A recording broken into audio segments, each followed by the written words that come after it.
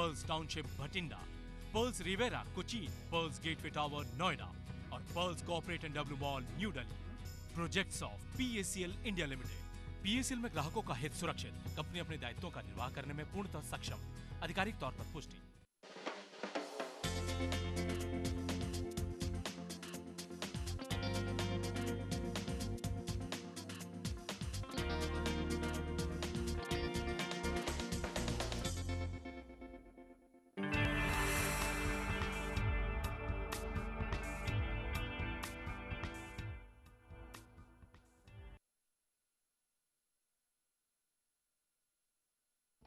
थोडासा जरी ताप आला तरी ताबडतोब डॉक्टरकडे या. घरातल्या घरात उपचार करू नका. अगदी ताप उतरला तरीही औषधं पूर्ण घेतलीच पाहिजेत. मलेरिया रोखणं आपल्याच हातात आहे. लक्षात ठेवा, वेळेत निदान वाचवी प्राण.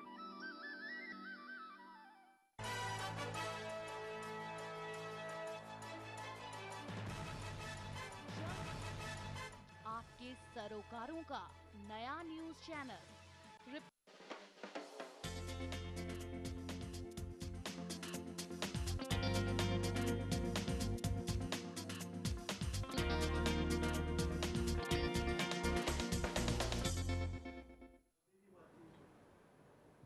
नमस्कार, आदाब।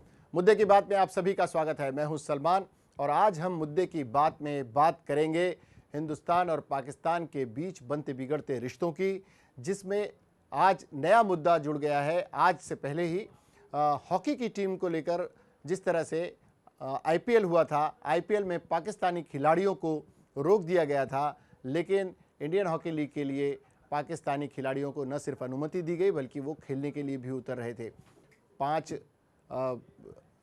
पांच टीमें, जिसमें मुंबई, पंजाब, दिल्ली वगैरह में अलग अलग टीमों में मुंबई में 4 खिलाड़ी शामिल किए गए थे। शिवसेना ने उसका विरोध किया है। शिवसेना विधायक हमारे साथ जुड़ेंगे अनिल परब कुछ देर में, लेकिन फिलहाल हमारे साथ ब्रिगेडियर सुधीर सावंत जी हैं। सावंत साहब, आपका बहुत बहुत शुक्रिया। हमारे साथ राष्ट्रवादी कांग्रेस पार्टी के मुंबई प्रदेश के महासचिव सैयद जलालुद्दीन साहब हैं, आपका बहुत बहुत शुक्रिया वकील साहब।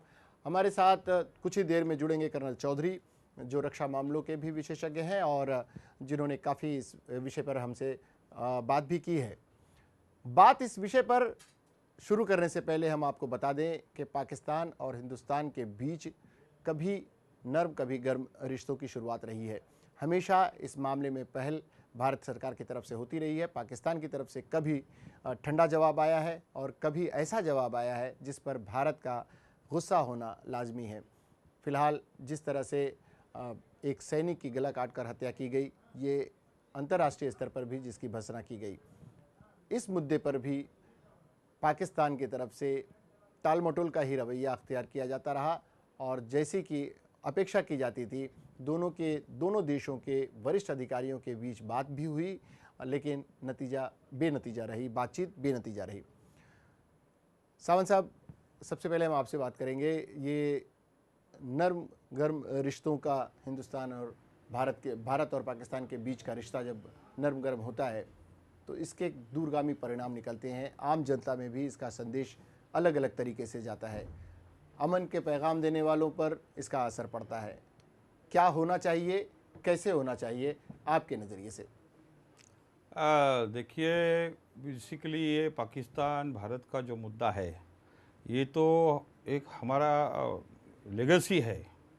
मतलब पार्टीशन हुआ इस देश का, और पार्टीशन करने के लिए अंग्रेज़ों ने हिंदू मुस्लिम फसाद पैदा किया डिवाइड एंड रूल के हिसाब से, ये तो सबको पता है। और परमानेंट प्रॉब्लम यहाँ पर रख के वो लोग गए। अभी ये तो सिर्फ भारत पाकिस्तान का सब्जेक्ट नहीं, हर जगह इन्होंने ऐसा किया। जैसे इराक में ये आतंकवाद के नाम पर गए और शिया सुन्नी में फसाद पैदा करके उधर बम ब्लास्ट की राजनीति चल रही है। पाकिस्तान में खुद अभी कितना फसाद चल रहा है, भारत में खुद फसाद चल रहा है। बेसिकली ये पूंजीवादी लोगों की ये स्ट्रेटेजी है। शुरू में उन्होंने अफ़गानिस्तान को लेके 1917 से लेके इस्लामिक आतंकवाद का नाम दिया और क्रिएट किया। ओसामा बिन लादेन को भी इन्होंने बनाया, लश्कर तैयबा इन्होंने बनाया, सबको बनाया, और फिर वही कम्युनिस्टों को मारने के लिए इस्तेमाल किया। वही फौज भारत पर आ गई। दूसरी तरफ अभी आपने देखा कि इजराइल को इस्तेमाल करते हुए अभिनव भारत, आरएसएस ऐसे सारे संगठन को मदद करते हुए ये मनुवादी दहशतवाद निर्माण किया और ये देश में पाकिस्तान में इधर परमानेंट फसाद का बीज बनाया। और इसका मेन मकसद ये है कि लोगों का ध्यान इसी तरफ डाल के वो अपना जो अमेरिकन कैपिटलिज्म का राज पूरा दुनिया में बसाने इस का पूरे मामले में आप अमेरिका का हाथ देखते हैं लेकिन जिस तरीके से एक भारतीय सैनिक के गला काटकर गला रेत दिया जाता है, उसके गर्दन काटकर ले जाया जाता है, ऐसे में भारतीय नागरिकों की भावनाओं का आहत होना, फौज का मॉरल थोड़ा सा गिरना और फिर उस पर भी बातचीत के दरवाजे खुला रखना, पाकिस्तानी खिलाड़ियों का भारत आना, ये सब क्या दर्शाता है हमारे देश की विदेश नीति में किस तरह को ये क्या चीज़ चल रही है? तो मैं ये बताता हूँ, ये जो अभी हादसा हुआ बहुत भयानक हादसा हुआ जी कि जेनेवा कन्वेंशन के मुताबिक एक फौज दूसरे फौज पर ऐसा अत्याचार नहीं कर सकती है। और बेसिकली ये जो घटना हुई है, जो हमारे सैनिक का गला काट के इतना क्रूरता के साथ हत्या की है, वो मुझे लगता है कि कोई आतंकवादी ग्रुप का काम डेफिनेटली होगा। जो एक्चुअली कुछ जो होता है कश्मीरी आतंकवादी, जो अंदरूनी द्वेष भावना रहती है जी, उसका प्रति ये घटना होती है। पाकिस्तान सेना ने मुझे लगता है इस वक्त इनको इन्फिल्ट्रेट करने के लिए मदद कर रहे थे, इसमें इन्होंने किया। अभी होता क्या है, भारत सरकार बोलती रहती है। अभी जिस प्रकार से जनरल विक्रम सिंह ने सीधा उन्होंने एक इशारा दिया है पाकिस्तान को, इसका मतलब सरकार का भी ये इशारे को सपोर्ट है। लेकिन बार बार क्या होता है, हम लोग क्या करते हैं, सिर्फ धमकी देते हैं, करते कुछ नहीं है। बिल्कुल सुधीर सावंत साहब का, ब्रिगेडियर सुधीर सावंत फौज बैकग्राउंड के, जिनका ये मानना है कि सिर्फ हम धमकियां देते हैं, भारत का कोई सीरियस लेने को शायद तैयार नहीं है। एडवोकेट सैयद जलालुद्दीन साहब हमारे साथ हैं, राष्ट्रवादी कांग्रेस पार्टी से जुड़े हुए हैं, उसके मुंबई के महासचिव हैं। जलालुद्दीन साहब, आप बताएं कि इस पूरे घटनाक्रम में एक तो लोगों की भावनाएं आहत हुई हैं, आम नागरिक इसे जितना दुखी और उससे आहत है उतना ही राजनेताओं से भी वो खफा नजर आता है। उसे लगता है कि बस आक्रमण ही एकमात्र रास्ता बचता है। इसे किस तरह से समाज में लिया जाना चाहिए? और उसके बाद खिलाड़ियों का, आईपीएल में तो आप मना करते हैं, आईपीएल के लिए मना कर दिया है पाकिस्तानी खिलाड़ियों को, हॉकी लीग में कैसे खिलाड़ी शामिल हो सकते हैं, जबकि मुंबई में 4-4 खिलाड़ी हैं? जी, आपका जो सवाल है बिल्कुल सही है और शिवसेना का जो स्टैंड है, मैं उनके स्टैंड से जाहिर सी बात है शायद ये कोई ऐसा मौका है जिसमें मैं उनसे इत्तेफाक करता हूँ कि इंडियन हॉकी लीग, जाहिर सी बात है इस उसमें पस मंज़र में पाकिस्तानी खिलाड़ियों की तो बहरहाल खेल नहीं चाहिए यहाँ पर, और मैं उसी ज़ाती सतह पर उसकी मुखालफत करूँगा। ये एक आम भारतीय की एक आम बहैसियत एक हिंदुस्तानी मेरी अपनी ये राय है कि इस पस मंज़र में जिसमें कि जिस तरह की जो वहशियाना, जो बर्बरियत की, जिस तरह की जो है इंसानियत सोज हरकत की गई, ये जिस तरह से अभी ब्रिगेडियर साहब ने बतलाया जी, और आज मेजर विक्रम सिंह जो इंडियन आर्मी चीफ हैं, उनका जो है बहुत तफसील के साथ उनका सारा जो है बयान जारी हुआ है जी, उससे एक चीज़ वाज़े होती है कि ये एक अचानक नहीं, ये बड़ा कैलकुलेटेड मूव था, मतलब पाकिस्तानी उसका आर्मी का, और ये कम से कम उनके बयान के मुताबिक जो है जनरल सिंह के कि कम से कम 10 दिन की तैयारी के बाद ये अटैक उस दिन हुआ है 8 जनवरी को, और जिसमें 2 लोग मारे गए, एक का सिर काटा गया, और ये बड़ी इंतहाई मतलब वहशियाना हरकत है। और आप एक तरफ जो है हिंदुस्तान के साथ एक अमन की और इसकी गुफ्तगू करते हैं, दूसरी तरह इस तरह की बर्बरियत करते हैं, और अगर इस तरह है तो इस तरह की डिप्लोमेटिक टाइज तो नहीं हो सकती उस मुल्क के साथ, वरना लोग जो है गुफ्तगू करते हैं, पीपल्स टू पीपल जो है टॉक की बात करते हैं, अमन की आशा, और दूसरे इस तरह प्रोग्राम टाइम्स ऑफ इंडिया और दूसरे इस तरह ग्रुप चलाते हैं। लेकिन मेरा अपना मानना है कि इस तरह के उसमें पाकिस्तान से सख्ती के साथ निपटना चाहिए बहैसियत एक हिंदुस्तानी, मेरा अपना ये मानना है। बहैसियत हिंदुस्तानी आम नागरिक इस पूरे मामले में सरकार के साथ खड़ा नज़र आता है। उसे लगता है कि सरकार इस मामले में कोई ना कोई ढंग की कार्रवाई करेगी। फौज के साथ खड़ा नज़र आता है क्योंकि फौज इस मामले में बहुत ही आहत है, गुस्से से भरी हुई है, सारे रिश्ते तोड़ने के कगार पर है, लेकिन कहीं ना कहीं बातचीत के दरवाजे भी खुले हुए हैं। पाकिस्तानी एक आम नागरिक, भले ही शिवसेना और राष्ट्रवादी कांग्रेस पार्टी के बीच की दूरियां हों, उनके नेताओं के संबंधों पर तमाम तरह की चर्चाएं की जाती हों, उनके बीच की दूरियों पर बात होती हो, उनके बीच के संघर्ष की बात होती हो, लेकिन एक आम नागरिक के रूप में एडवोकेट सैयद जलालुद्दीन की भावनाएं यही हैं कि अगर शिवसेना ने ये कृत्य किया है, उनके खिलाड़ियों को रोकने के लिए, आपको बताते चले, आपको ज्ञात होगा इस बारे में कि जिस आईपीएल की तर्ज पर हॉकी लीग जो चलती है, भारतीय हॉकी लीग के एक मैच में 2 शिव सैनिक पाकिस्तान मुर्दाबाद के नारे लगाते हुए उतर गए और उन्होंने पूरे कार्यक्रम में एक तरह से खेल को पूरी तरह से उन्होंने रोक दिया। मजबूरन यहाँ के खिलाड़ियों को, पाकिस्तानी खिलाड़ियों को दिल्ली भेजना पड़ा। फिर भी वो पाकिस्तानी खिलाड़ी अब भी भारतीय सीमा में हैं। भारत में आने वाले कलाकारों की, भारत में आने वाले तमाम तरह के खिलाड़ियों की इज्जत होती है, लोग उन्हें सर आंखों पर बिठाते हैं, लेकिन ऐसी परिस्थितियों में इस तरह के कृत्य की आलोचना हो रही है चारों तरफ से, ये भी अपने आप में सोचने की बात है। ब्रिगेडियर साहब, ये आप किस नज़रिए से लेते हैं शिवसेना के इस आंदोलन को? शिवसेना वगैरह ये कैसा है, ये राजनीतिक फायदा उठाने के लिए कुछ भी करते हैं। ये जब सत्ता पे थे कारगिल युद्ध में, मैं कारगिल युद्ध में गया था, वो कारगिल युद्ध में पाकिस्तान ने हमारे सीमा के अंदर आके हमारा एरिया को कब्जा किया था, और कब्जा करने के बाद जब इंडियन आर्मी ने मांग की कि हमको एलओसी को क्रॉस करके, क्योंकि वो पहाड़ी में आके बैठ गए तकरीबन 100 किलोमीटर अंदर जी, और फिर हमारे सेना बोला कि हर पहाड़ी पर हमला करके जाना ये नामुमकिन रहता है, तो हमको एलओसी पार करके उनके पीछे जाने दो। क्यों शिवसेना भाजपा के सरकार ने नहीं दिया परमिशन? अच्छा, फिर वो बोले एयरफोर्स का इस्तेमाल हमारे भी ज़मीन में, हमारे ज़मीन में दुश्मन है, हमारे ज़मीन में एयरफोर्स का इस्तेमाल करने की परवानगी मांगी, नहीं दिया, क्योंकि अमेरिका का दबाव था वाजपेयी शिवसेना गवर्नमेंट पर। और अभी उधर तो वो लोग ने कुछ नहीं किया, और इधर आके हॉकी टीम का ये नाटक कर रहे हैं। क्या मतलब है? अरे स्पोर्ट्स का मैं बोलता हूँ, इधर हॉकी टीम को नहीं आने से तुम्हारा कौन सा पुरुषार्थ है, कौन सी मर्दानगी है ये? अरे जाके उधर कुछ करो, जहाँ पर काम करना है भारत सरकार से। देखो, भारतीय सेना कुछ भी काम करने के लिए आज तैयार है, और बहुत गुस्सा होता है जब हमारे सैनिक पर ऐसा हमला होता है। तो हमारी मांग रहती है कि हमको ऑफेंसिव एक्शन लेने के लिए आप इजाज़त दो। बार बार यही हो रहा है, कारगिल युद्ध में भी हुआ, सिर्फ ऐसा नाटक करने का, हॉकी टीम, क्रिकेट टीम, ये क्या बात है? तो शिवसेना में अगर हिम्मत है तो उन्होंने जाके गवर्नमेंट से बात करके एक बार एक नतीजा, अरे ओसामा बिन लादेन को मारने के लिए जब अमेरिकन सेना रावलपिंडी की तरफ घुस सकती है अबोटाबाद तक, तो भारत सेना नहीं कर सकती? कर सकती है। तो ये पॉइंट नहीं, पॉइंट यह है कि ना तो वाजपेयी और ये शिवसेना के सरकार ने ऐसा कुछ किया, ना तो मनमोहन सिंह और ये सरकार ऐसे कुछ देने के इनमें हिम्मत है। बेसिकली ये मुद्दा है, ये बात को तो बाजू में छोड़ते हैं और क्रिकेट मैच, कल्चरल इसमें आते हैं। ये तो स्टंट्स है, इसको तो भारतीय जनता ने कभी भी एक्सेप्ट नहीं करना चाहिए।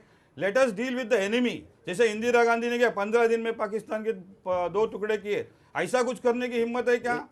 यानी ब्रिगेडियर साहब का सीधा मानना है कि इस बार आर पार की लड़ाई हो जानी चाहिए। मेरे ख्याल से उनका यही मंतव्य है कि इस तरह के मामलों को ज़्यादा टाल मटोल का रवैया नहीं अख्तियार करना चाहिए, बल्कि पूरी तरह से एक ही बार 2 टूक जवाब दे देना चाहिए, और इस मामले में राजनीति करने वालों को भी सचेत रहना चाहिए, सिर्फ राजनीति नहीं करनी चाहिए। हमारे साथ इस वक्त कर्नल चौधरी साहब, MP चौधरी साहब जुड़ चुके हैं। कर्नल चौधरी साहब, आपका बहुत बहुत स्वागत है। नमस्ते। नमस्कार आपका। चौधरी साहब, ऐसा है जब भी इस तरह की बातें होती हैं भारत पाकिस्तान के रिश्तों पर, भारत पाकिस्तान के रिश्तों, हमने कहा शुरुआती दौर में ही कि हमेशा खट्टे मीठे रिश्ते रहे हैं। कभी बातचीत बहुत आगे बढ़ी जाती है, इतना हम पलकों पर बिठा लेते हैं उनके मेहमानों को, उनके पदाधिकारी जब भी यहाँ आते हैं, उनके सरकारी नुमाइंदे जब भी आते हैं, और उनके खिलाड़ी जब आते हैं, उनके गायक आते हैं, उनके कलाकार आते हैं। लेकिन यही मामला हमारे लोगों के साथ पाकिस्तान में अक्सर नहीं होता। तब भी एक बड़े भाई के रूप में भारत अपनी भूमिका निभाता रहता है। वर्तमान परिस्थितियों में, जैसा कि पिछले दिनों हुआ, एक सैनिक का गला रेतकर काट कर और पाकिस्तानी सैनिक अपने साथ ले गए। ऐसे में शिवसेना नामक संगठन ने उसका विरोध किया है यहाँ पर, और तमाम तरह से विरोध हो रहे हैं, लेकिन पाकिस्तानी हॉकी खिलाड़ियों को यहाँ से वापस भेजने की दिशा में पहल की गई। आपको क्या लगता है इस मामले में खेल, कलाकार, इस तरह की चीज़ों को जोड़ना उचित है, अनुचित है? क्या कहेंगे आप? देखिए, कलाकार यहाँ आते और परफॉर्म करते, कलाकार यहाँ आते और परफॉर्म करते जी, उससे सीमा पे जो कुछ हो रहा है कोई फ़र्क नहीं पड़ता। अगर हॉकी लोग खेलते, सीमा पे कोई फ़र्क नहीं पड़ता। सीधी बात यह है कि सेना को बॉर्डर पे फ्रीडम जो नहीं है, जो कि आज आर्मी चीफ का जो बयान आया है, शायद कल शाम को आया था जी, कि fire with fire and we have the right to strike at the point of our choosing. और पेपर्स में ये भी आया है कि उन्होंने अपने लोअर कमांडर्स, मतलब बटालियन कमांडर्स जो कि एक्चुअली वहाँ पे मौजूद हैं जवानों के साथ, कंपनी कमांडर्स, उन तक ये बात पहुँचाई है कि फायर का जवाब फायर से दो। पहली बात होगी जी। तो ये जो एक रिस्ट्रिक्शन था, अगर ये सच में ऐसी ही आवाज़ वहाँ तक पहुँची है तो ये बहुत ठीक चीज़ है। पहली बात हो गई जी। अब दूसरी बात ये है कि वो अंदर आए और सिर काट के ले गए, ये बहुत ही बुरी बात है, ऐसा किया नहीं जाता है। 65 और 71 की लड़ाई में और 84 में जब भी ऐसा कुछ हुआ था, I was there, I was wounded, I got 3 bullets। 65 में I carried the body parts of my commanding officer. मैंने 71 में हम लोगों ने इन्फिल्ट्रेशन किया और 100 किलोमीटर अंदर शाचरो, वीरावा, नगर पार्क, इस्लाम कोट, इन सब जगहों पे रेड की, लेकिन हमने ये कार्रवाई नहीं की। And this is not done.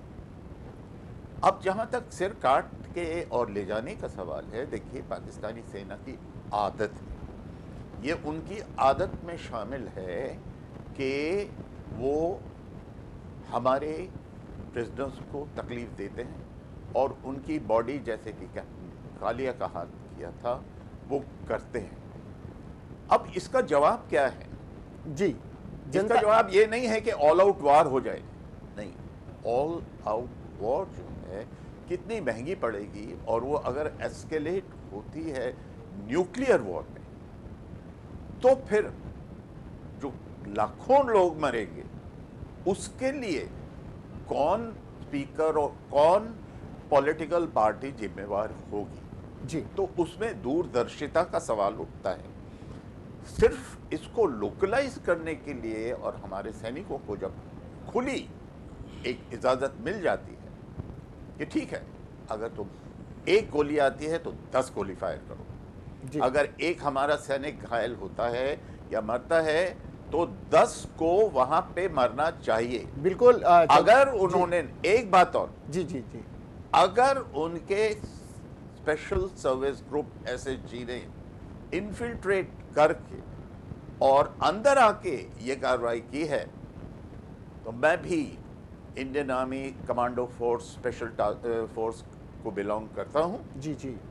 हमारे कमांडोज इतने सक्षम हैं कि अगर उनको इजाज़त दी जाएगी तो वो 2 नहीं 10 के सिर काट के लिए। अगर आप चौधरी साहब इस वक्त आप इसके मुखिया होते तो आप क्या करते? क्या आर पार की लड़ाई का वक्त नहीं आ गया है? लोगों की भावनाएं तो यही है कि अब आर पार की लड़ाई का वक्त आ गया है। एक तरफ बातचीत का मिठाइयाँ बढ़ती हैं और दूसरी तरफ इस तरह की कार्रवाइयाँ होती हैं, पीठ पर खंजर भोंकने की। जनता की भावनाओं को समझने का काम शायद राजनेता कर रहे हैं, और तभी चाहे वो खिलाड़ियों के नाम पर हो या कलाकारों के नाम पर हो, उनका विरोध होता है। ये एक मुद्दा हो जाता है, लेकिन जो सच्चाई है वो यही है कि आम जनता अब शायद उनके साथ बातचीत बिल्कुल तर्क कर देना चाहती है। उच्चायुक्त को भारत बुलाने की मांग करने वाले अरुण जेटली का कोई बयान नहीं आता, ये आईपीएस गिल का खुद का आरोप है। तो ऐसे राजनेताओं के चंगुल में अगर मामला रहेगा तो आपको लगता है कि इस तरह से निपट पाएगा जैसा कि आप लोगों की भावनाएं हैं? देखिए, जनता को ये समझना चाहिए कि नेता लोग अपनी अपनी पार्टी के लिए बोलते हैं और उनका काम सिर्फ वोट बैंक होता है, पहली बात। जी। दूसरी बात आपने बोली है कि आर पार की लड़ाई होना चाहिए, ये जनता चाहती है। जनता को नहीं समझता कि आर पार की लड़ाई में क्या होता है और कितना नुकसान होता है, कितने जवान मरते हैं और कैसे मरते हैं। जनता की किसी भाई बहन पिता माता की किसी की मौत नहीं होती जी। जनता की और नेता के किसी की मौत नहीं होती। इनको नहीं मालूम है कि लड़ाई में क्या होता है। जी, शहीद तो हमारा फौजी होता है। जी जी हाँ जी। और आर पार की लड़ाई दो प्रकार की हो सकती है। जी। एक तो बिल्कुल लोकलाइज्ड, इन्फिल्ट्रेट करके ईंट का जवाब पत्थर से आप देते रहिए जी। सेक्टर में, यानी उसको कंट्रोल करके रखिए। अगर पाकिस्तान एस्केलेट करता है दूसरे सेक्टर्स में, तब उसकी मंशा साफ समझ में आ जाएगी। उस वक्त आर पार की लड़ाई का सवाल उठता है। जी।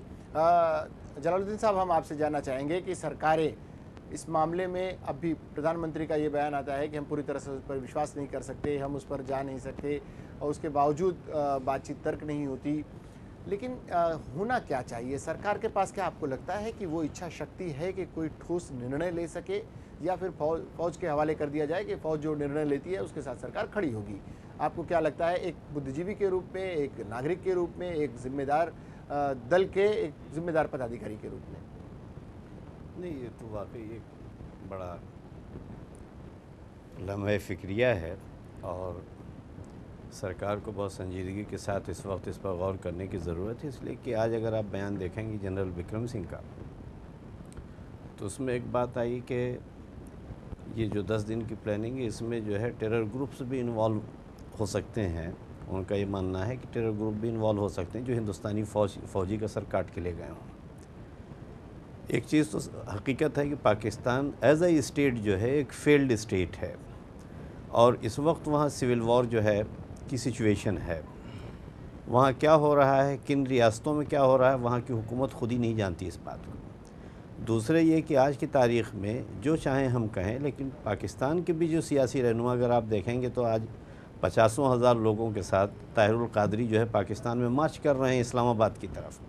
वो इस बात के लिए मार्च कर रहे हैं कि अभी वहाँ जो इंतखाबात होंगे, जो इलेक्शंस होंगे, वो जो है फ्री एंड फेयर नहीं हो पाएंगे, क्योंकि उसमें टेरर ग्रुप्स ये वो सब इन्वॉल्व हों। किस तरह से free and fair election Pakistan में हों, उसके लिए आज की तारीख़ में 50,000 लोगों के साथ वो जो है मार्च कर रहा है वो आदमी वहाँ पर। इमरान खान खुद इस बात को, वहाँ जो तहरीक इंसाफ पार्टी चलाते हैं, ये मानते हैं कि पाकिस्तान में दहशतगर्द जो ग्रुप हैं उनका कब्ज़ा किस हद तक वहाँ की सियासत उस पर है। पाकिस्तान को इस वक्त जो है ज़ाहिर सी बात पाकिस्तान की अफवाज चलाती हैं, फ़ौज चलाती है, उनका जो है ISI का जो मामला है, ये सब मिला करके एक बड़ा संगीन मामला होता है और पाकिस्तान बहरहाल इस वक्त जो है एक सिविल वॉर की तरफ कदम बढ़ा रहा है। और हम ये देखते हैं कि अगर देखें कि ये जो आपका जो पाक ऑक्युपाइड कश्मीर है, उसमें जो है जिस कदर मतलब जो है ट्रेनिंग कैंप्स हैं, उनको बग़ैर किसी ताख़ीर के उन ट्रेनिंग कैंप्स को जो है बहरहाल ख़त्म किया जाना चाहिए। हिंदुस्तान को एक सख्त कदम उठा करके उसको तबाह कर देना चाहिए। और जब आपने एक अच्छी बात कही कि सियासी तौर से एक पाकिस्तान में खुद इस तरह का सिविल वॉर होने के चांसेस हैं, पाकिस्तान खुद अपने आप में डिस्टर्ब है। सलमान साहब, वो अपने घर की लड़ाई, अपना जो है वो जो है वहाँ पर जो कुछ हो रहा है, अटेंशन डाइवर्ट करने के लिए इस तरह के मूव वो चलते हैं। वो टैक्टिकल उनके मूव होते हैं कि साहब वो कश्मीर का मसला उठा दिया कि साहब कश्मीरी लोगों पर बड़ा जुल्म हो रहा है और कश्मीर को जो है वहाँ पर रेफरेंडम कराओ, फला कराओ, ये कराओ। ये बात हम एडवोकेट जलाल साहब, हम यहाँ पर बैठे हुए MP चौधरी साहब हैं, वो समझ रहे हैं इस बात को, आप समझ रहे हैं, ब्रिगेडियर सावंत समझ रहे हैं, आम जनता समझ रही है। सरकार के नुमाइंदे क्या इस बात को नहीं समझते? नहीं, बिल्कुल। या इच्छा शक्ति सिर्फ हमारी सरकार, अगर वो सिविल वॉर की तरफ बढ़ रहे हैं, वो डिस्टर्ब है, आपको डिस्टर्ब करने की ताकत रखने वाले पाकिस्तान की सरकार अगर आपको डिस्टर्ब रख रही है, पूरी सरकार आपकी सरकार को डिस्टर्ब कर दे रही है, आपके देश के नागरिकों की भावनाओं से खेल रही है और हमारी सरकार सिर्फ हाथ पर हाथ धरे बैठी है, ऐसा लोगों को लगने लगा है। ऐसे में जैसा कि आपने एक अच्छा सुझाव दिया है कि पाक ऑक्युपाइड कश्मीर में जितने आतंकवादी ठिकाने हैं, क्या भारत सरकार इतनी भी उसमें इच्छा शक्ति की इतना भी नहीं है कि उन्हें तबाह नहीं कर सकती? उनको तबाह किया जाना चाहिए। तो फिर कहाँ कमी कहाँ है? सावंत साहब आप बताएं कि इसमें कमी कहाँ है? क्या ये कार्रवाई नहीं की जा सकती? जैसा आपने कहा कि उसामा बिन लादेन के लिए अमेरिका दूसरे देश में घुसकर और उसे मार भी सकता है और उसकी लाश को बिना किसी को बताए जो उसके साथ करना चाहिए वो कर सकता है, लेकिन देखो दो चीज इसमें है कि मैं आपने जो बोला कि मैं आपको पहले भी बोला कि इसका सियासती अंग फॉरेन पॉलिसी का क्या है। तो बेसिकली जैसे कि साहब ने बताया, पाकिस्तान तो फेल्ड स्टेट है, उसमें तो 4 अभी राष्ट्र बनने का संघर्ष चल रहे हैं। बिल्कुल। और पाकिस्तान ये अमेरिका का एक मोहरा है। पाकिस्तान सेना अमेरिकन CIA के अंडर काम करती है। पाकिस्तान का ISI या अमेरिका का एक दल है, ऐसे मैं मानता हूँ, क्योंकि हम लोग ने डायरेक्ट मुठभेड़ उधर की है। अभी देखो इधर मुंबई पर 2008 में हमला हुआ, कसाब को फांसी दे के ये लोग जल्लोश कर रहे। अरे उनका मास्टरमाइंड तो हेडली वाशिंगटन में बैठा है, मुझे मार रहा है, जिसने ये सब आतंक, और उसके लिए भारत सरकार कुछ नहीं कर रही है लाने के लिए। और अभी देखो दूसरी बात मैं बताता हूँ, लश्कर-ए-तोयबा जिन्होंने हमला किया ये लोग बोलते हैं जी, तो लाहौर के नजदीक मुरडी के गांव है 20 किलोमीटर पर। हाँ, मुरीद के जो है, मुरीद के वहाँ पर वो पिंड शहीदान बोलते हैं, वहाँ लश्कर-ए-तोयबा का हेडक्वार्टर है। वहाँ पर लाखों लोग मिलते हैं, सम्मेलन होता है, हफीज सईद उनको शौर्य पदक देता है, और उनको जो शहीद हुए कश्मीर के आतंकवादी उनको फैमिलीज को पैसा देता है। ये भारत सरकार को पता है, ये कुछ नहीं कर सकते क्या? मेरा ये कहना है कि जैसे कर्नल चौधरी ने बोला, ऑल आउट वॉर वो बात की बात है, वो तो सियासी लेवल पर गवर्नमेंट डिसीजन लेंगी, उसके साथ हम रहेंगे। पॉइंट है कि जो लिमिटेड ऑपरेशंस होते हैं, जैसा अभी कश्मीर में क्या है, इंटरनेशनल बाउंड्री नहीं है, ये आप पहले समझना चाहिए। कश्मीर में लाइन ऑफ कंट्रोल है, LOC है। लाइन ऑफ कंट्रोल LOC का मतलब क्या है कि हर लड़ाई में जो कब्जा हमने किया वो हमने रख लिया, तो उसको डिमार्केट अभी तक ठीक से नहीं किया है। तो वहाँ पर मैं जब भी था लाइन ऑफ कंट्रोल पर, तब भी घमासान फायरिंग होती थी, अब भी हो रही है, ये सिलसिला चलता है। इस तरह के जो देखिए ना, सियाचिन में तो परमानेंट लड़ाई है, कितने साल से हम उधर थे, अभी कारगिल का ऑपरेशन हुआ। तो ये LOC का जो मसला है वो बहुत ही कॉम्प्लिकेटेड है, और LOC पर जो एक्शन लेना है, जो लोकल एक्शंस है, मेरा कहना है उसको आर्मी को फ्रीडम देना चाहिए। अभी ये फ्रीडम नहीं है, क्योंकि हम जब भी ऑपरेट किया, फॉर एग्जांपल कारगिल युद्ध में वाजपेयी शिवसेना का सरकार ने हम लोग को LOC पार करने क्यों नहीं दिया, ये सवाल तब मैंने जॉर्ज फर्नांडिस को पूछा था, वाजपेयी साहब को भी पूछा था। प्रश्न यह है कि राजनीतिक इच्छा शक्ति क्यों नहीं है, क्योंकि इनका बाप अमेरिका में बैठा है और ये सारे गवर्नमेंट को कंट्रोल करता है। इधर का फाइनेंस मिनिस्टर भी वो अमेरिका अपॉइंट कर रहा है। यानी कुल मिलाकर अगर आपके बहुत अच्छे संबंध होते, वो पाकिस्तान की तो ये साजिश ही है कि कोई त्रिपक्षीय वार्ता हो, तीसरे किसी पक्ष को इसमें शामिल किया जाए, लेकिन हिंदुस्तान इस बात से इनकार करता है, उसे नहीं लगता कि किसी तीसरे पक्ष को शामिल किया जाए। पाकिस्तान की साजिश होती है। आपको लगता है कि इस तरह की उसकी साजिश में दम है, किसी तीसरे पक्ष को शामिल होकर इस मामले में आना चाहिए? मैं तो बोलता हूँ पाकिस्तान ये स्टेट है ही नहीं। बेसिकली क्या है, it is a tool, it is a stooge of America. जी, अमेरिका जो बोलता है वो पाकिस्तान बोलता है। अमेरिका बोलता है भारत पर हमला करो, वो हमला करेगा, नहीं करो नहीं। इट इज़ उनको खुद की सियासती विचारधारा ही नहीं है।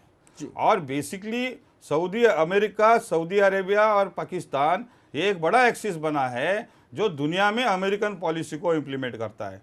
और दूसरी तरफ अमेरिका, इजराइल और भारत में जैसे गुट है, अभिनव भारत वगैरह आपने देखे हैं, ये सारे जो मनुवादी ग्रुप है, इनका एक एक्सिस बना है हर देश में। अभी प्रॉब्लम क्या है, हॉकी का क्या प्रॉब्लम है, ये शिवसेना वाला कर रहे हैं, हिंदू मुस्लिम द्वेष को, नफरत को पाकिस्तान को लेके पैदा करने की कोशिश करते हैं। तो इसमें मतलब आपको लगता है कि किसी राजनीतिक दल को इसमें अपनी रोटी नहीं सेकनी चाहिए, आपका ये कहना है? नहीं, राष्ट्रीय सुरक्षा है, ये देश का सवाल है। अब बार बार 60 साल से हिंदू मुस्लिम द्वेष भावना को निर्माण करके इस देश को इन्होंने तो बर्बाद कर दिया है। मैं बोलता हूँ, मैंने 2500 टेररिस्ट को सरेंडर किया पाकिस्तान कश्मीर में, और आज 8000 की फौज हमारे इंडियन आर्मी में लाई, ये कश्मीरी मुस्लिम्स है, और उस वजह से कश्मीर का आतंकवाद खत्म किया हम लोग ने, इंडियन आर्मी ने। ये एक जगह पर चल रहा है और दूसरी जगह पर एक क्रिकेट मैच, इनको दूसरा तो धंधा है ही नहीं, एक क्रिकेट मैच, ये हॉकी मैच, ये इस पर इधर मुंबई में के नाच रहे हैं। अरे जाके सीमा पर लड़ो ना, इधर बैठ के क्या कर रहे हो आप लोग? जी चौधरी साहब, ये भावनाएं आपने सुनी एडवोकेट जलाल साहब की और ब्रिगेडियर सावंत साहब की। आपको लगता है कि खेल को जिस तरह से खेल को एक टूल के रूप में इस्तेमाल किया जा रहा है, बिल्कुल उसी तरह से टूल के रूप में पाकिस्तान इस्तेमाल हो रहा है अमेरिका के लिए, ये सरकारों का खेल और जब फौज के लोग आमने सामने होते हैं उसमें कितना फ़र्क आप देखते हैं? ये सरकारों की बातचीत, सरकारों के बीच के उनके उच्चायुक्त मिलते हैं, उनके अधिकारी मिलते हैं, उनमें टी पार्टियाँ होती हैं, उनके विदेश मंत्री आते हैं, हमारे विदेश मंत्री जाते हैं, ये इनका और ये खेल खिलाड़ी और कलाकारों का क्या संबंध है? कैसे ये इन दोनों चीज़ों को क्यों फिर बाद में इस तरह की घटनाओं में जब राजनेता कूदते हैं तो लोगों की भावनाएं और ज़्यादा भड़कती हैं, तो क्या हो इसमें चौधरी साहब?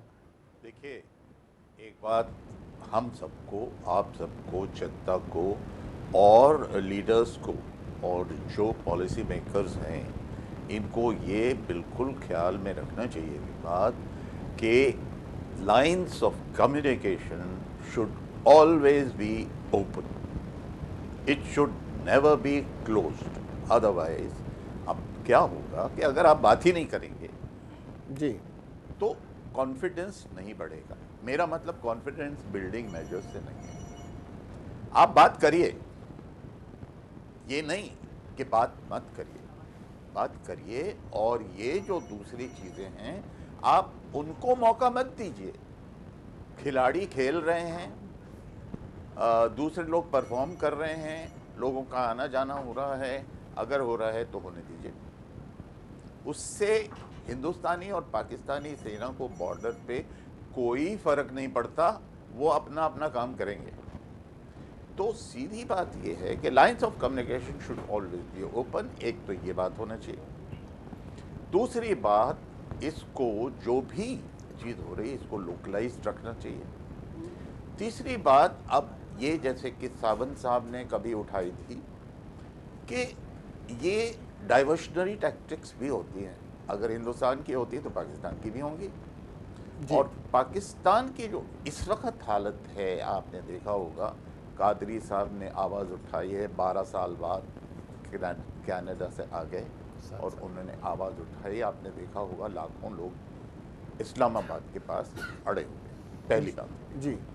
दूसरी बात ये होगी कि यहाँ हमारे सेनाध्यक्ष ने और एयर मार्शल ने सीधा सीधा उनको साफ लफ्ज़ों में बोल दिया है कि देखो अब हम सहन नहीं करेंगे। ये दूसरी बात होगी। तीसरी बात ये है कि आप हम सबको समझना चाहिए कि अगर नहीं, एक बात मैं बोलना चाहता हूँ कि सुप्रीम कोर्ट पाकिस्तान ने ऑर्डर दिया है कि उनके प्रधानमंत्री को गिरफ्तार करो। तो वहाँ की जो राजनीतिक हालत है इस वक्त देश की बहुत अनसर्टन जी, और इस वक्त ये ज़रूर हो सकता है जैसे कि 65 में हुआ था, 71 में भी हुआ था कि पाकिस्तान दूसरा फ्रंट खोलेगा, इसलिए कि उसकी डाइवर्शनरी टैक्टिक्स होंगी, कि उसके लोगों का ध्यान यहाँ लग जाए कि हिंदुस्तानी सेना ने ये किया है और हम जवाबी कार्रवाई कर रहे हैं। जब उनकी आपसी बातचीत होती है, वार्ता होती है, तो हमारे अधिकारियों के साथ तब उनका आरोप यही होता है कि पहली फायरिंग आपकी तरफ से हुई। ये एक प्रैक्टिस तो उनकी है। देखिए, जैसे हम वो बोल रहे हैं जी, वैसे ही वो भी बोलते हैं। अब वो तो देखिए, पाकिस्तानी चाहे सेना हो चाहे लीडर्स हो, उनको झूठ बोलने की आदत हमेशा रही है। आपको हमको सब मालूम है जी। तो हमारा काम संयम से ये होना चाहिए कि ठीक है, उनको झूठ बोलने दो, उनको हम कॉन्ट्रडिक्ट करें, लेकिन साथ में उनको ये नहीं महसूस होने दें कि हम कमज़ोर हैं, जी और हम तमाचा सहते रहेंगे। यस जी अगर इस बात का ध्यान रखते हैं राजनेता और हमारे पॉलिसी मेकर्स और हमारी सेना के सेनाध्यक्ष, जी मैं आपको बताता हूं कि सामने जो इन्फेंट्री है, सामने हमारे जो कमांडोज हैं, और मैं कह सकता हूं कि मेरी यूनिट के कमांडोज इस वक्त JNK में होंगे, दूसरी कमांडो यूनिट JNK में होंगी, सिर्फ ऑर्डर्स का इंतज़ार है। तो जवाबी कार्रवाई लोकलाइज होके ये पाकिस्तान को बता देना चाहिए कि देखो, ये मत सोचो कि हम इस काबिल नहीं हैं, हम इस काबिल हैं कि हम ईंट का जवाब पत्थर से देंगे और इस तरह से देंगे। जी अब ये ध्यान रखना चाहिए जी ईंट कि का जवाब जब गोलियां चलती, एक मिनट छड़ जी जी जब गोलियां चलेंगी और इन्फिल्ट्रेशन जैसे पाकिस्तानी SHG ने किया और 2 का सिर काट के ले गए, हमारे जवान वहां जाएंगे तो हमारे जवानों की आदत नहीं है कि सिर काट के ले आए, पहली बात। दूसरी बात ये कि वहां अगर हमारे जवानों की कैजुअल्टी हुई और उनकी लाशें वापस नहीं आ सकी, उस हालत में पाकिस्तानी सेना के ऑर्डिनरी जवान को भी ये मौका मिल जाएगा कि उनके सीने में 50 बार संगीत भोंकेंगे, पूरी बॉडी में छेद करेंगे, सिर काटेंगे, और उसका प्रदर्शन उनके टेररिस्ट जो हैं वो प्रेशर ला के टीवी पे करेंगे, और ऐसा करने से जनता में और गुस्सा होगी। तो जनता को ये समझना चाहिए, उसको ये थोड़ी सी मैच्योरिटी होना चाहिए कि लड़ाई में दोनों तरफ से ये होता है, लेकिन जो लड़ाई के रूल्स हैं, जो जिनेवा कन्वेंशंस हैं, उसका दोनों सेनाओं को पालन करना ध्यान रख के और काम करना चाहिए। जी जो एक रूल रेगुलेशन बना दिए गए हैं फौज के लिए, उसका पालन होना चाहिए। युद्ध किसी भी मसले का हल नहीं हो सकता। हम एक छोटे से ब्रेक के बाद लौटेंगे। ब्रेक के बाद भी हमारे अतिथिगण हमारे साथ हैं। मुद्दे की बात में वक्त है एक ब्रेक का। ब्रेक के बाद लौटते हैं, कहीं जाइएगा नहीं।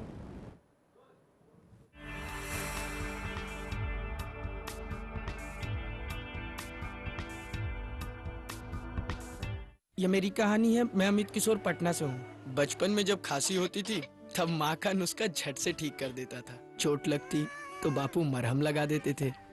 बुखार होता तो डॉक्टर की दवाई काम कर जाती। पर जब एक बार पोलियो हो गया तो माँ बापू और डॉक्टर की 1000 कोशिशें भी कुछ नहीं कर पाई। इसीलिए आज मैं यहाँ हूँ। 20 जनवरी को अपने 5 साल तक के बच्चों को पोलियो बूथ ले जाएं और पोलियो की खुराक अवश्य पिलाएं। थोडासा जरी ताप आला तरी ताबडतोब डॉक्टरकडे या. घरातल्या घरात उपचार करू नका. अगदी ताप उतरला तरीही औषधं पूर्ण घेतलीच पाहिजेत. मलेरिया रोखणं आपल्याच हातात आहे. लक्षात ठेवा, वेळेत निदान वाचवी प्राण.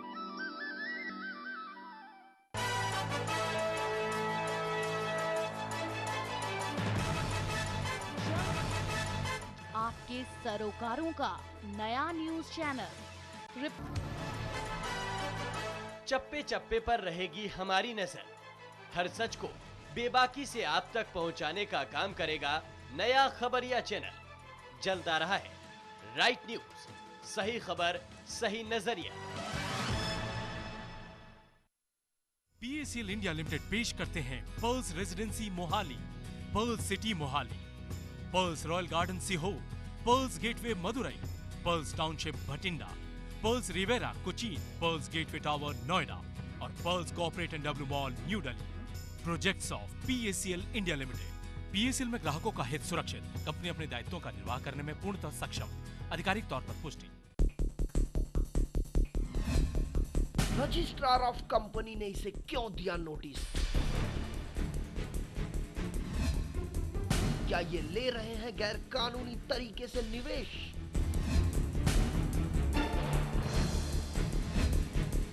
सेबी के भी रडार पर आ चुकी है ये कंपनी।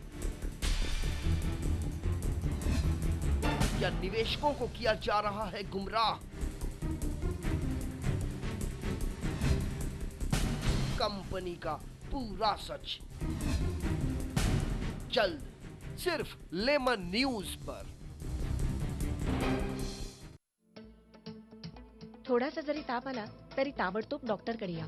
घरातल्या घरात उपचार करू नका. अगदी ताप उतरला तरीही औषधं पूर्ण घेतलीच पाहिजेत. मलेरिया रोखणं आपल्याच हातात आहे. लक्षात ठेवा, वेळेत निदान वाचवी प्राण. ये मेरी कहानी है. मैं अमित किशोर पटना से हूँ. बचपन में जब खांसी होती थी तब माँ का नुस्खा झट से ठीक कर देता था. चोट लगती तो बापू मरहम लगा देते थे. बुखार होता तो डॉक्टर की दवाई काम कर जाती. पर जब एक बार पोलियो हो गया तो माँ बापू और डॉक्टर की 1000 कोशिशें भी कुछ नहीं कर पाई. इसीलिए आज मैं यहाँ हूँ. 20 जनवरी को अपने 5 साल तक के बच्चों को पोलियो बूथ ले जाएं और पोलियो की खुराक अवश्य पिलाएं.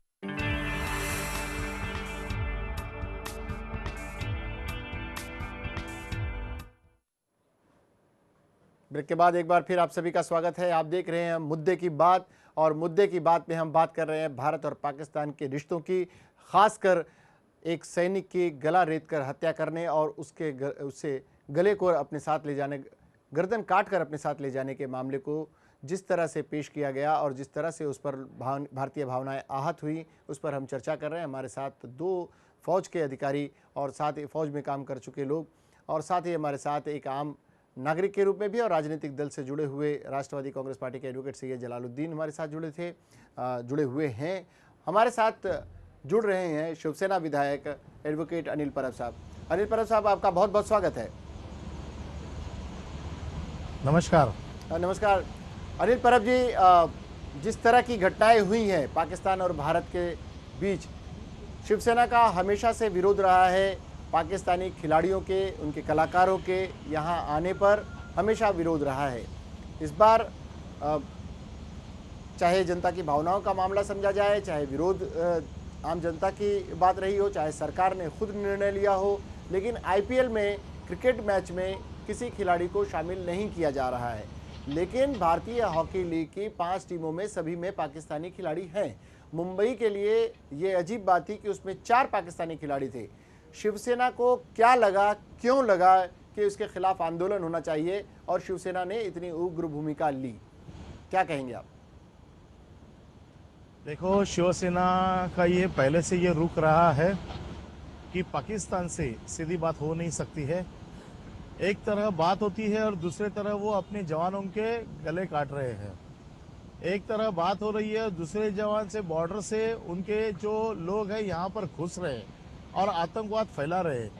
और आतंकवाद से जो हमने नतीजे देखे हैं, जिस आतंकवाद से हम लोगों ने बहुत सारे लोगों के यहाँ पर जान गंवाए हैं, उन जान के बदले में अगर हमको गुस्सा नहीं होगा, अगर हम लोग उनको प्यार से अगर इसी तरह से बढ़ावा देते रहेंगे, तो उस तरह से उनका आतंकवाद का जो जोर है और बढ़ता जाएगा.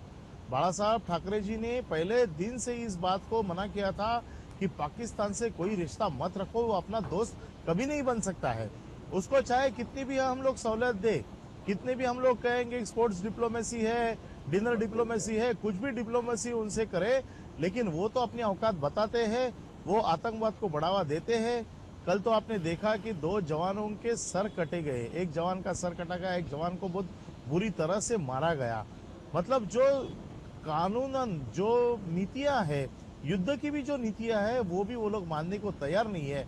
फिर ऐसे लोगों से खेलने का क्या मतलब है? कौन से इस खेल से हमारे रिश्तों में और बढ़ोतरी हो रही है? ऐसे खेलने से कौन सा हमारा और फायदा हो रहा है? जो लोगों में, आज जवानों में जो गुस्सा बढ़ते जा रहा है, तो सरकार को ये शर्म आनी चाहिए. ये शर्मनाक घटना है सरकार के लिए. आज बोलते हैं कि क्रिकेट खेलो, हॉकी खेलो, ये तो स्पोर्ट्स अलग है और पॉलिटिक्स अलग है, लेकिन आपको ये समझ में नहीं आ रहा है, जिनकी जान जा रही है उनको पता चल रहा है कि क्या तकलीफ हो रही है उनको. आज जिनके सर कटे गए हुए, उनके घर वालों को देखो कि क्या उनकी हालत है. ये सब जो चीजें जो है, उसको नजर रखते हुए शिवसेना ने इस चीज को विरोध किया है और उसके आगे भी विरोध करेंगे. इमराज, इस मामले में आपकी सहयोगी पार्टी के सिद्धू साहब का भी, वो खिलाड़ी रहे हैं, वो खेल और सियासत को अलग रखना चाहते हैं. परगट सिंह जो इसके भारतीय हॉकी टीम के पूर्व कप्तान रहे हैं, उनका ये मानना है कि खेल को सियासत से अलग रखा जाए. खिलाड़ियों की ये भावना है, आम लोग चाहते हैं कि एक बार आर पार की लड़ाई हो जाए. हमारे साथ 2 फौज से जुड़े हुए लोग, ब्रिगेडियर सुधीर सावंत साहब हैं, कर्नल MP चौधरी साहब हैं, उनका भी यह मानना है कि बातचीत कहीं ना कहीं इस पर एक ऐसा निर्णय लिया जाए जिससे पाकिस्तानी सरकार को अभी देखो, ये सचेत किया जा सके। जी, कल तो हमारे डिफेंस के चीफ ने भी कल ये जवाब दे दिया है कि एक बार तो इसका कड़ा जवाब देना ही चाहिए। जब तक हमारी अच्छी बातें, हमारी डिप्लोमेसी हमारी कमजोरी साबित होते जा रही है, हम लोग उनको जितने भी सहूलत दे रहे हैं, बात करने के लिए हम लोग कोशिश कर रहे हैं, हम लोग पैनल्स भेज रहे हैं, हम लोग उनसे क्रिकेट खेल रहे हैं, वो हमारी कमजोरी मानते जा रहे हैं। और एक बार जब तक इसका जवाब डट के नहीं देते हैं, जैसे कारगिल में हमने डट के जवाब दिया था, लेकिन कारगिल में उन्होंने हमारे ऊपर अटैक किया था, हमारे कितने शहीद आज उस जवान हमारे वहां पर शहीद हो गए। तो हम लोग ये क्रिकेट खेलेंगे और टू व्हाट कॉस्ट? कितने जवानों के और बलि देंगे हम लोग? हम लोग कितने दिन ये सब देखते रहेंगे, सहते रहेंगे? इसका कहीं ना कहीं तो जवाब देना चाहिए। और जब तक हम उनसे पूरी तरह से रिश्ता तोड़ते नहीं है, तब तक वो लोगों की ये मस्ती चलती रहेगी। रिश्ता तोड़ देना, कुछ लेना नहीं चाहिए और उनको कुछ उनके साथ रिश्ता तोड़ ही लेना चाहिए। जवाब है ये जी उनके साथ में रिश्ता रखने का। आज मुझे कितने सालों में हमने रिश्ता रखा है, उसका नतीजा देखो कि कितने हमारे लोग मर गए, कितने जवान हमारे मरते हैं। बॉर्डर तो आज कब्जा करके बैठे हैं, हमारे जवान मारे जा रहे हैं, हमारे यहाँ पर आतंकवाद खुलेआम हो रहा है, दिन दहाड़े शहरों में बम फट रहे हैं। तो उनसे रिश्ता रखने का मतलब क्या है? जी जलाल साहब, आप कुछ कह रहे थे। और ऐसे रिश्ते का अनिल साहब हमारे साथ एडवोकेट जलाल साहब भी जुड़े हुए हैं। उन्होंने आपकी किसी सावंत साहब, ब्रिगेडियर सावंत साहब, आप कुछ कहना चाह रहे हैं? जी नहीं, मुझे इस बात पर बहुत हंसी आ रही है, क्योंकि जो इन्होंने बोला, जब ये सियासत में थे, सरकार चलाते थे, तो जसवंत सिंह 2000 साल जब खुल गया 1 जनवरी को, बॉडीगार्ड बन के जैसे मोहम्मद के सिपे सलार अजहर मासूद को लेके कंधार में जाके छोड़ के आए। अभी एक्सटर्नल अफेयर्स मिनिस्टर को जाने की क्या जरूरत थी? दूसरा, इन्होंने कारगिल का बोला, तो कारगिल में इन्होंने, इनके सरकार ने फौज को इजाज़त नहीं दी एलओसी क्रॉस करने के लिए, एयरफोर्स इस्तेमाल करने के लिए इजाज़त नहीं दी। और अभी आके पाकिस्तान हॉकी में लाके इसका क्या फ़ायदा है? कोई इसका संबंध नहीं है। एक्शन लेना है तो क्विक स्विफ्ट एक्शन होती है।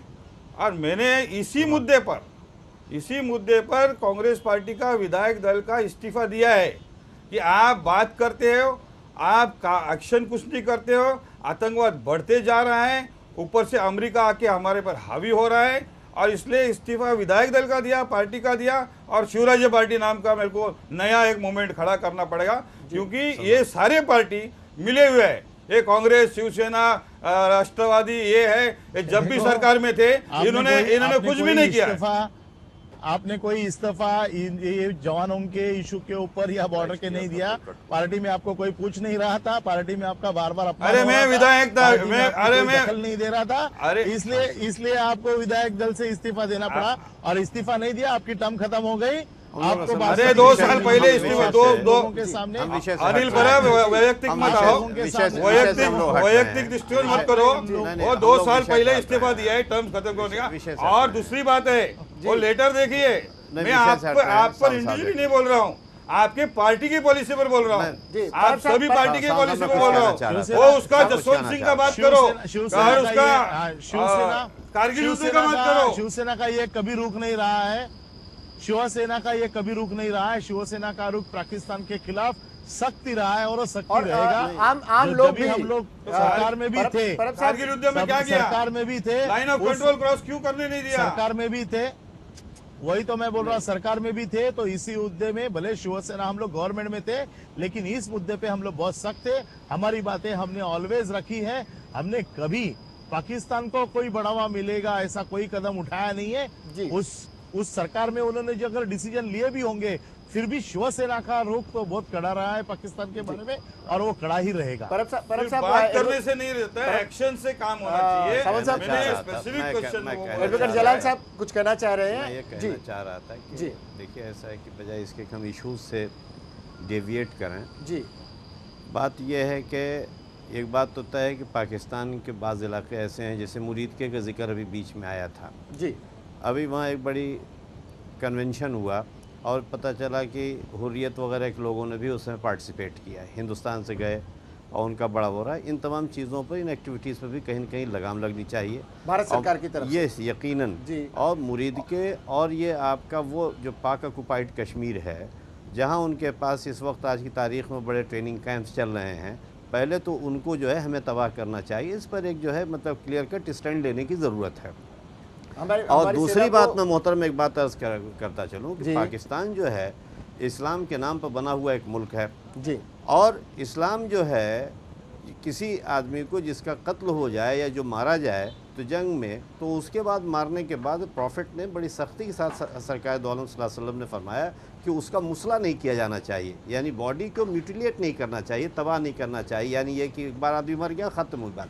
अब ये कि सर काट करके ले जाइए, जिसमें कि टुकड़े कर दीजिए, इस्लाम इसकी बड़ी सख्ती के साथ मुखालफत करता है। और जबकि जिनेवा कन्वेंशन वगैरह में भी जो है इंटरनेशनल लेवल पर आज की तारीख में जो है, और आप जो है सर काट के ले, और पहली बार ये सर नहीं काट के ले जाया गया है। इसके अलावा 2010 में इस तरह की हरकत हुई है, 2011 में इस तरह की हरकत हुई है, और पाकिस्तानी फ़ौज के साथ वो कश्मीरी जो आतंकवादी है वो जो है मतलब आज जनरल सिंह ने कहा कि वो जो है मतलब वो 2010 में भी उनके साथ वो शामिल था। आज मैंने देखा टाइम्स की इस्लाम के नाम पर बनने वाले मुल्क के फौजी अगर इस तरह की कार्रवाई करते हैं तो ये गैर इस्लामी दरिंदगी, वहशत, बर्बरियत, और शायद उनको इस्लाम से कुछ लेना देना नहीं, और इस्लाम के नाम पर ये कलंक हैं और हम इनकी मजम्मत करते हैं। परम साहब, ये आम लोगों की भावनाएं है। देखिए, एक राष्ट्रवादी कांग्रेस पार्टी से जुड़े हुए हैं एडवोकेट जलाल साहब, ये एक आप इसे ये भी मान सकते हैं कि फिलहाल हमारे साथ चर्चा में एक मुस्लिम नुमाइंदगी भी कर रहे हैं। तो आम नागरिक, चाहे वो किसी भी धर्म का हो, इस मामले से पूरी तरह से आहत है और वो सरकार के साथ खड़े रहना चाहता है। लेकिन सरकार में क्या आपको लगता है कि उतनी इच्छा शक्ति है? आम हिंदुस्तानी की हैसियत से मेरा अपना ये नहीं है। देखो जी जी, परम सरकार की इच्छा शक्ति नहीं है, इसलिए तो ये बात अटकी हुई है। हम तो ये नहीं चाहता है, हम हिंदू मुसलमान ये नहीं इशू कर रहे, हम भारत और पाकिस्तान इशू कर रहे हैं। जो मुसलमान यहाँ पर रहता है, जो अपने देश का, वतन का प्यार करता है, वो तो अपना ही है। सब लोग, हम लोग साथ में हैं, फिर हिंदू मुसलमान सब साथ में हो।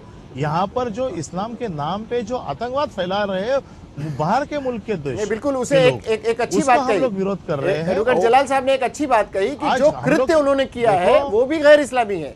जो कृत्य किया है वो गैर इस्लामी है, और उसकी तो निंदा होनी ही चाहिए। हम लोग हिंदू मुस्लिम सब मिलके जो भारतीय मन के यहाँ पर खड़े हुए हैं, हमारे देश के ऊपर जो अटैक हो रहा है, हमारे देश के जवानों के अगर सर काटे जाते हैं तो फिर हमारे देश के हिंदू मुस्लिम सिख ईसाई जितने भी भारतीय लोग हैं, उन्होंने सबने मिलके इन्हें सब ने साथ में आके इसका विरोध करना चाहिए। और सरकार को ये जबरदस्ती होनी चाहिए, सरकार को ये काम करने के लिए मजबूर करना चाहिए सब लोगों ने कि इसके ऊपर कड़ी से कड़ी एक्शन ले ले। क्योंकि धर्म अगर परमिशन नहीं दे रहा है, मजहब परमिशन नहीं दे रहा है, फिर भी अगर उसके नाम पे कोई गलत काम करता है तो उसको सजा तो होनी चाहिए, फिर वो हिंदू हो या मुस्लिम हो। जी, रिटायर्ड कर्नल चौधरी साहब हमारे साथ है। तो इशू नहीं है यहाँ। परम साहब, हमारे साथ में चौधरी साहब भी जुड़े हुए हैं, कर्नल चौधरी रिटायर्ड। चौधरी साहब, आपने अनिल परब साहब को भी सुना, उनकी भावनाओं को भी सुना, उनके दल द्वारा की गई कार्रवाई को भी सुना, उनकी भूमिका भी आप समझ रहे हैं। सरकार में थे तब भी उनका कहना है कि सरकार के विरोध में थे, उस करगिल के मामले में उन्होंने अपने पक्ष को रखा। इस वक्त भी खिलाड़ियों के आने जाने पर प्रतिबंध लगाए जाने की हमेशा शिवसेना मांग करती रही है।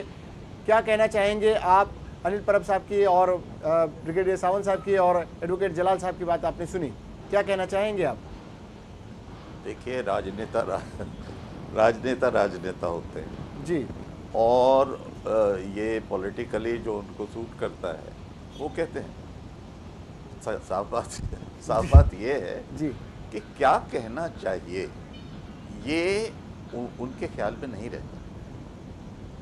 शायद अगर इसे इस रूप में लिया जाए चौधरी साहब कि ये आम जनता जो उस वक्त सोच रही हो, जो उसकी भावनाएं हो, उसे जो सबसे पहले स्वर दे दे, जो उसमें सबसे पहले बोल ले जाए, उनकी भावनाओं को समझ ले और उनकी नब्ज को पकड़ ले, शायद वो उस वक्त चर्चा में आ जाता है। या उस पार्टी की अपनी एक भूमिका होती है, उससे कहीं पीछे हटने की तैयारी नहीं होती है। इस रूप में अगर लिया जाए। हेलो जी, आप सही बात बोल रहे हैं जी, बिल्कुल सही बात बोल रहे हैं कि इस तरह से मौके का फायदा उठाते हैं, हर एक पॉलिटिकल पार्टी उठाती है। अनफॉर्चुनेटली जिस पॉलिटिकल पार्टी को इसके खिलाफ बोलना चाहिए। असल में जो पावर में है उनके किसी भी नेता का बयान नहीं आया। शिवसेना का ठीक है, शिवसेना ने उनकी पॉलिसी रही है कि हमेशा अपोज करेंगे तो अपोज करेंगे, ये उनकी पॉलिसी है जी। लेकिन आप ये देखिए कि यूपी की इतनी बड़ी बड़ी पार्टी हैं, अखिलेश जी बैठे हुए हैं वहाँ पे, मुलायम जी बैठे रहे, उनकी पार्टी अगर वोट उनकी पार्टी अगर गवर्नमेंट के साथ ना हो तो गवर्नमेंट गिर जाएगी। इसी तरह से मायावती जी की पार्टी अगर गवर्नमेंट ना हो तो ये गवर्नमेंट गिर जाएगी। तो हर एक को अपना अपना सीधा साधना है। और लेकिन मुश्किल ये है कि क्या आपने शिवसेना के अलावा किसी और भी पार्टी की आवाज सुनी? सबने मजम्मत की। ये जो हुआ आज एडवोकेट साहब जो जिस तरह से बोल रहे हैं, बहुत ही खुशी की बात है कि कम से कम भारत के कुछ मुसलमान तो ऐसे हैं, नहीं, मुसलमानों की अक्सरियत बोलती है, कुछ नहीं, अक्सरियत हिंदुस्तानी मानते हैं जी। एडवोकेट साहब ने बहुत अच्छे से ये बात बोली है और उसका मैं सम्मान करता हूँ जी। लेकिन ये बात एडवोकेट साहब ने ही बोली है। और दूसरे जो मुस्लिम नेता हैं हर एक पार्टी में, उन्होंने क्यों नहीं बोली? नहीं, अधिकांश अक्सरियत बोल रही है जनाब। मैं आपके चौधरी साहब बयान से पूरी तरह इत्तेफाक नहीं कर रहा हूँ, माजरत के साथ। उसकी वजह यह है कि आप मेरे साथ मुस्लिम मोहल्लों में चलें, मैं आपको बतलाऊंगा कि वहाँ किस कदर नाराज़गी पाकिस्तान की इस बेहुदा हरकत की वजह से है। मैं आपको वहाँ लोगों से, चाहे आप टीचर से मिलेंगे, चाहे प्रोफेसर से मिलेंगे, चाहे वहाँ के डॉक्टर से मिलेंगे, आम आदमी से मिलेंगे, ठेले वाले से मिलेंगे, वो भी आज की तारीख में पाकिस्तान की इस दरिंदगी के ख़िलाफ़ है। उसका ये मानना है कि पाकिस्तान को इसका मुँह तोड़ जवाब दिया जाना चाहिए। ये हर हिंदुस्तानी मुसलमान मानता है। मैं आपसे एक बात दूसरी बात मैं अर्ज़ करूँ, तमाम दीगर सियासी जमातें, कोई ऐसी सियासी जमात नहीं होगी या उस सियासी जमात के सरबराह नहीं होंगे जिन्होंने जो है मतलब इस दरिंदगी की मजम्मत न की हो। बात यह है कि अब ये कहना कि राजनेताओं पर उंगली उठाना और ये सब जो है चौधरी साहब बहुत आसान सी बात होती है। लेकिन मेरा ये मानना है कि हर आदमी और तमाम सियासी जमातें इस वहशत को देख रही हैं और इसकी जो है मजम्मत कर रही हैं और एक्शन को मुताबिक कर रही हैं। एक बात जो सबसे बड़ी हुई वो हुई ये कि हॉकी के खिलाड़ी किसी लीग में खेलने के लिए आए, चर्चा को पूरी तरह से एक पाकिस्तान के विरोध की जो भूमिका शिवसेना की रही, शिवसेना ने उसे अपने तरीके से अमल में लाया। उसके दो शिवसैनिक उतरे, मैदान में उतरे, रंग में भंग डाला और चर्चा में आए। उसी चर्चा के बाद हमने मुद्दे की बात रखी। हमारे साथ दो फौज के लोग जुड़े रहे जिनका बैकग्राउंड फौज का रहा, उन्होंने अपनी अपनी बातें रखी। उसके साथ साथ ब्रिगेडियर सावंत साहब तो राजनीति भी कर रहे हैं और करते रहे हैं, विधायक रहे हैं, उन्होंने अपनी बात रखी, सांसद रहे हैं। एडवोकेट जलाल साहब ने रखी, परब साहब ने अपनी बात रखी, चौधरी साहब ने अपनी बात रखी। मुद्दे की बात समझ में ये आई, आम भावनाएं आहत हैं। पाकिस्तान के साथ तमाम संबंधों को तोड़ने की बात पर शायद थोड़ा बहुत विरोध हो, लेकिन कहीं ना कहीं पाकिस्तान को सबक सिखाना ज़रूरी है। इस मुद्दे पर चारों अतिथि फिलहाल हमें लगा कि एक बात पर तो सहमत है। परब साहब आप आए, आपने भी अपनी बातें रखी, बहुत बहुत शुक्रिया आपका। मैं एक बात फाइनली बोलना चाहता हूँ जी चौधरी साहब। मैं एक बात ये बोलना चाहता हूँ जी, एडवोकेट साहब ने जो बोला जी, मैं बहुत इज्जत करता हूँ उनकी जी। मेरा कहना ये है कि जैसा कि उन्होंने कहा कि हर ठेले वाला, हर मुसलमान, जहाँ आप मेरे साथ चलिए देखिए, मेरे भी बहुत सारे मुसलमान दोस्त हैं और उनकी भावनाओं को मैं बहुत अच्छे से देख रहा हूँ, समझ रहा हूँ। लेकिन मेरा कहना ये है, नहीं एडवोकेट साहब से बल्कि सबसे, कि जिस तरह से ये मुलायम की पार्टी, जिस तरह से मायावती की पार्टी, जिस तरह से दूसरी पार्टीज नहीं बोल रही हैं जी, उन्हें उस तरह से एक मुखर स्वरूप में बोलना चाहिए। मुसलमान जो लीडर्स हैं उन्हें और भी मुखर होना चाहिए। भाई जो हैं जी, उनकी बात, उनकी भावनाएं जो हैं, जो इस वक्त हैं, आगे रखें जी। बिल्कुल उन्हें मुखर रूप से आगे आना चाहिए, रखी जाएंगी और जिम्मेदारी के साथ रखी जाएगी। चलिए बहुत बहुत चौधरी साहब आपका बहुत बहुत शुक्रिया। हम सब आपके साथ जी, बहुत बहुत शुक्रिया आप लोगों का। आप लोग इस मुद्दे पर एक मत तो हुए कम से कम कि पाकिस्तान के साथ में इस मामले पर थोड़ा सख्त रवैया अपनाना होगा। मुद्दे की बात में आज के लिए इतना ही। कल फिर मुलाकात होगी, तब तक के लिए सलमान को और उनकी पूरी मुद्दे की बात की पूरी टीम को दीजिए इजाज़त। देखते रहिए लिमन न्यूज़।